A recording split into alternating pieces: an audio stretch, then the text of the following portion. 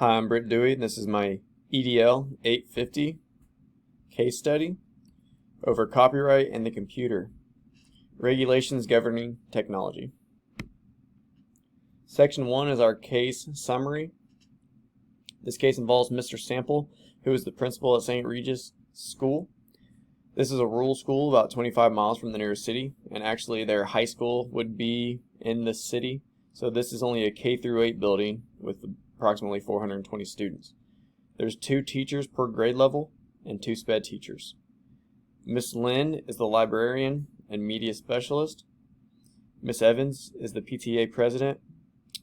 Miss Brandon is a 3rd grade teacher. The PTA and school staff, they set a goal to raise fundraising money to purchase new computers, and they succeeded in raising their goal. They now have a computer lab with 20 computers. They also set a goal to purchase computer software aligned with the instructional objectives for the various grade levels at our school. The software was made available on the computer lab's computers, and also some teachers bought their own software that they could use in their own classrooms. Additional teachers wanted the software in their own classrooms as well, not just the library. They wanted to share.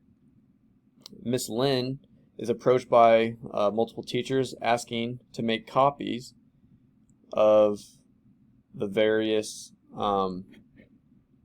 software programs. She obliges and says, "Yeah, I'll make the copies for you." So she goes ahead and orders blank discs, makes the copies, and then proceeds to give them to the new teachers, or to the teachers rather. The teachers involved were the 2nd, 3rd, and 4th grade teachers. They are all using the copied software except for Miss Brandon. The case summary continued. Copyright infringement. Miss Brandon was worried about copyright infringement and went to the principal, Mr. Sample. Mr. Sample went to speak with Miss Lynn over the infringement, and Miss Lynn says she thought it was a great way to help our students. They are all now able to use this software, which is beneficial to them. She said that no one would ever find out or care about the few copies made. And again, these copies are made specifically to help our students at our school. She even goes on to say at the end that Miss Evans, the PTA president, had helped her with making the copies. So obviously we have some unlawful and unethical actions taking place. Even though they're made with good intentions, it seems they're still unlawful and unethical. So there is some serious issues with these actions. So getting into section 2, which is the legal and ethical issues. There was copyright infringement, which happened at our school. This is a legal violation, and Miss Lynn did not have permission from the software companies to make these copies. There were also ethical issues taking place at our school. Miss Lynn knew, because Miss Brandon had confronted her about the issues involved, she knew that what she was doing was illegal. Copying the software without permission for mass use in a school is illegal.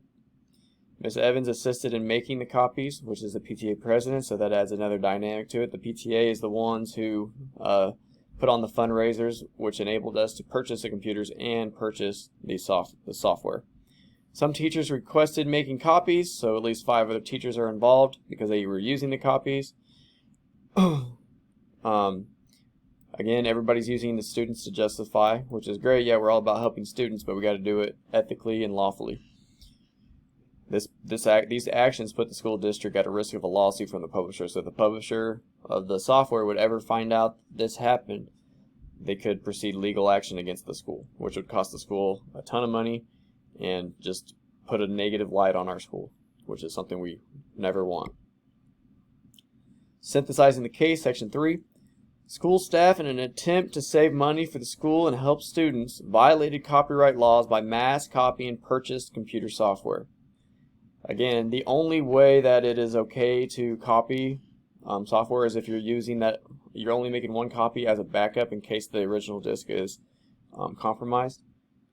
That's the only time it's okay. So obviously copying multiple copies for 5 different teachers across different grade levels for the use is, that's not lawful or ethical.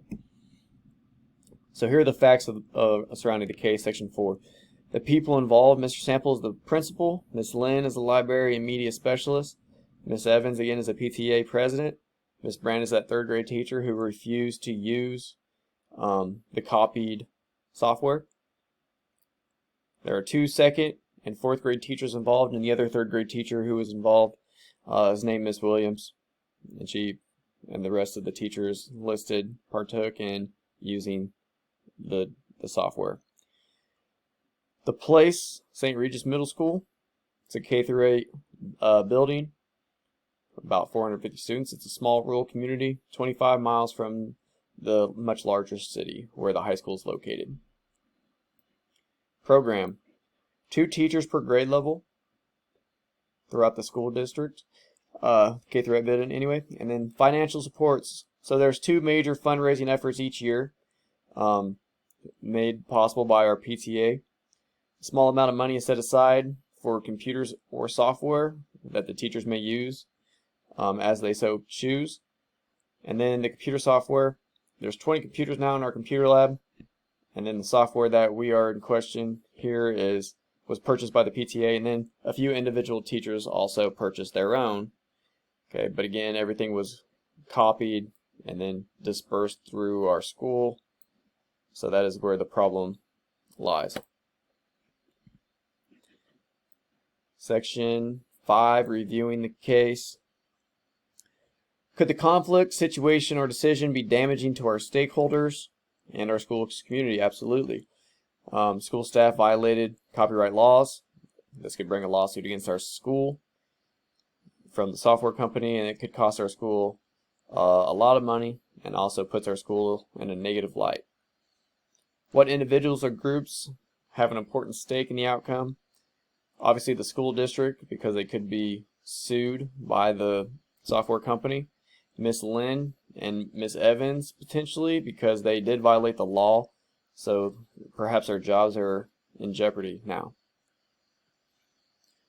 Have all the relevant stakeholders been consulted? Not yet. Mr. Sample just found out of the situation, so he will need to go to the superintendent, and depending on what they discuss, eventually the school board will be notified as well, especially if there's no policy outlining copyright infringement in our school district. That would be something that we definitely would take to the board and get a policy set in place to help protect our school from such infringements. Can I learn more about the situation? Yeah, again, does our school have a policy that addresses this? If our school already has a policy set in place, this would be a lot more black and white. And the teachers would obviously know what they did was wrong.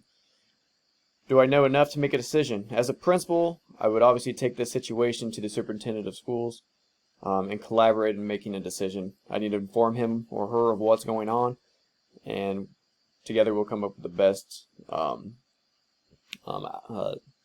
best decision together. Okay, so our options and possible consequences. Okay, my recording was lower. There we go. All right. So option 1, take no action. We're going to save the school a ton of money, and our kids are going to have some awesome software that is illegal, but it helps them out. So that's option 1. Again, this is definitely unethical and it's unlawful, so probably won't go that route. Collect and destroy the copies.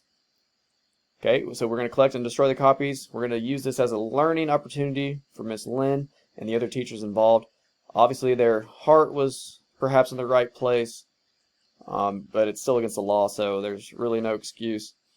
Explain the harm that could have been done to our school district and to possibly them, and then ensure that a school policy is in place moving forward. Option number 3 is fire Miss Lynn for making illegal copies, and then write up all teachers involved. That would really set the tone that we do not mess around with unethical and unlawful actions in our school. But that would again open up potentially 6 new positions that we would have to hire in a small district, depending on the situation. Sometimes it's hard to even find teachers these days.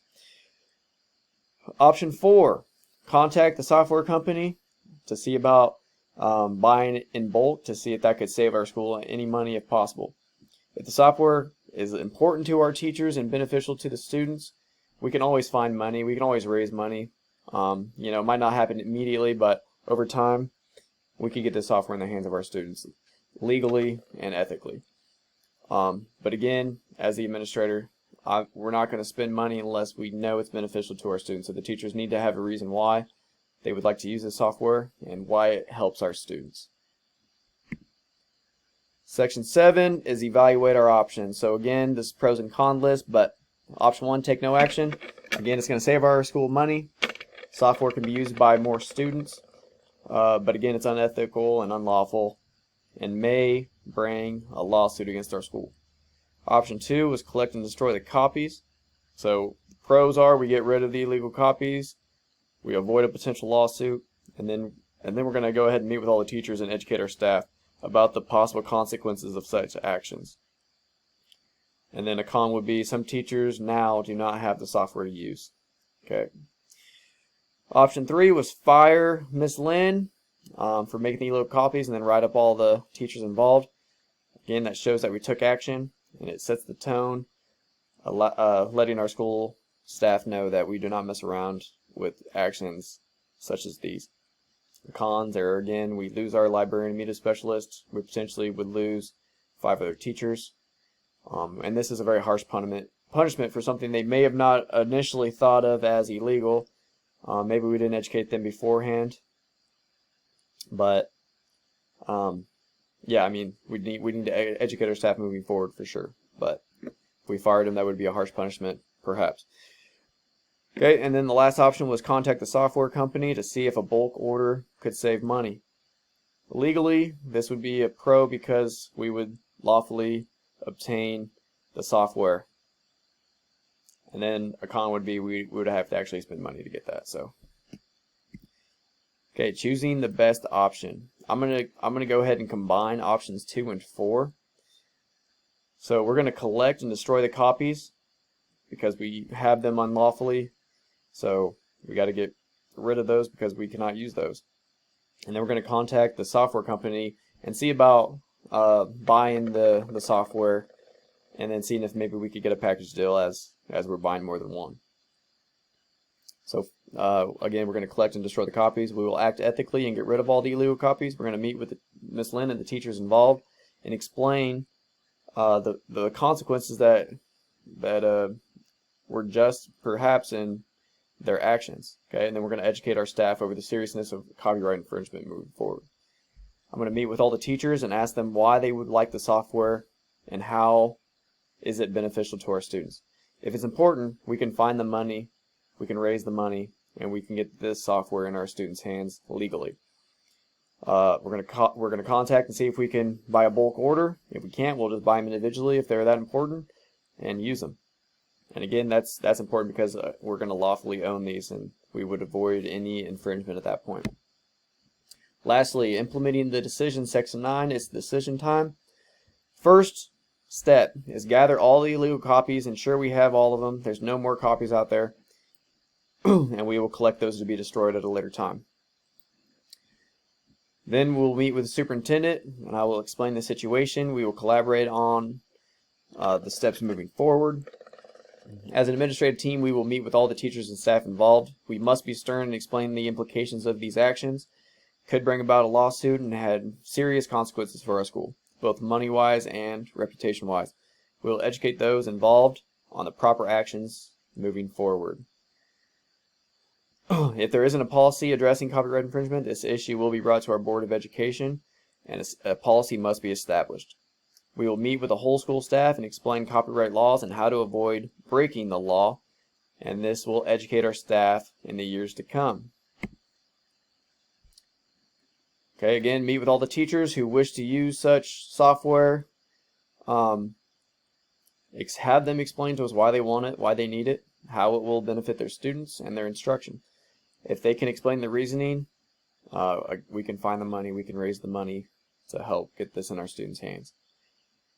Lastly, we will contact and see about ordering more software legally.